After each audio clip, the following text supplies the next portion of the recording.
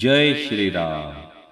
अयोध्येतील राम मंदिराच्या डिझाईन पासून ते शहरी शैलीपर्यंत सर्व काही खास आहे। राम मंदिराच्या डिझाईनचे सर्वजण कौतुक करत आहेत। राम मंदिराची खासियत जाणून घेण्यासाठी लोकांनाही उत्सुकता आहे। गुजरातमधील रहिवासी चंद्रकांत सोमपुरा आणि आशिष सोमपुरा यांनी राम मंदिराची डिझाईन केली आहे। चंद्रकांत सोमपुरा यांनी सुमारे 30 वर्षापूर्वी राम मंदिर आंदोलनादरम्यान डिझाईन तयार केले होते, मात्र नंतर त्यात काही बदल करून मंदिराला नवे रूप देण्यात आले। नमस्कार श्रोते हो, मी संतोष आपल्या सर्वांचे मराठी भक्ती परिवारात स्वागत करतोय। आजच्या या खास व्हिडिओत मी तुम्हाला सांगणार आहे राम मंदिरातील डिझाईन संबंधीच्या 10 महत्त्वाच्या गोष्टी ज्या आपल्याला कदाचित माहित नसतील। तर आपल्याला विनंती आहे की व्हिडिओ शेवटपर्यंत पहा। कमेंट्स मध्ये जय श्रीराम लिहायला विसरू नका। राम मंदिरातील प्रत्येक मजल्याची उंची ही 20-20 फूट असणार आहे।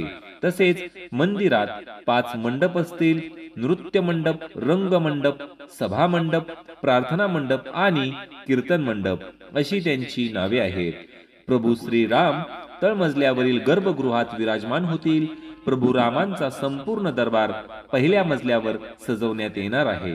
मंदिराची लांबी पूर्व ते पश्चिम ही 380 फूट, रुंदी 250 फूट आणि उंची 161 फूट असेल। मंदिर 3 मजली असणार आहे। प्रत्येक मजल्याची उंची जसे मी तुम्हाला सांगितले की 20 फूट असणार आहे। मंदिरात एकूण 392 खांब आणि 44 दरवाजे असतील। मंदिराजवळ प्राचीन काळातील सीताकूप पाहायला मिळेल। मंदिराच्या चारही कोपऱ्यात सूर्य, भगवती, गणेश आणि शिवाची मंदिरे बांधण्यात येणार आहेत। उत्तर आणि दक्षिण भागात अन्नपूर्णा आणि हनुमान यांची मंदिरे असतील।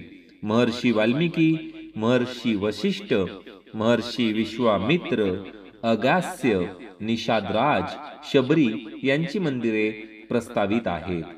मंदिराच्या खाली 14 मीटर जाड रोलर कॉम्पॅक्टेड कॉन्क्रीट म्हणजेच RCC ने पाया घालण्यात आला आहे। त्याला कृत्रिम खडकाचे स्वरूप हे देण्यात आलेले आहे। मातीच्या आर्द्रतेपासून मंदिराचे रक्षण करण्यासाठी ग्रेनाइटचा 21 फूट उंच प्लिंथ बनवण्यात आला आहे। संपूर्ण परिसर एकूण 70 एकरांचा आहे। 70% क्षेत्र हिरवेगार असणार आहे। पर्यावरण आणि जलसंधारणावर भर देण्यात आलेला आहे। मंदिर परिसरात स्नानगृह, शौचालय, वॉश बेसिन, ओपन टॅप्स आदी सुविधाही असतील। मंदिरात अपंग आणि वृद्धांसाठी रॅम्प आणि लिफ्टची देखील व्यवस्था आहे। 25,000 क्षमतेचे अभ्यागत सुविधा केंद्र बांधण्यात येत आहे। अभ्यागतांचे सामान ठेवण्यासाठी लॉकर आणि वैद्यकीय सुविधा देखील असणार आहेत। तर श्रोते, या व्हिडिओत अयोध्येतील राम मंदिराविषयी एवढीच माहिती। अजून माहिती घेऊन भेटूया लवकरच पुढील व्हिडिओत।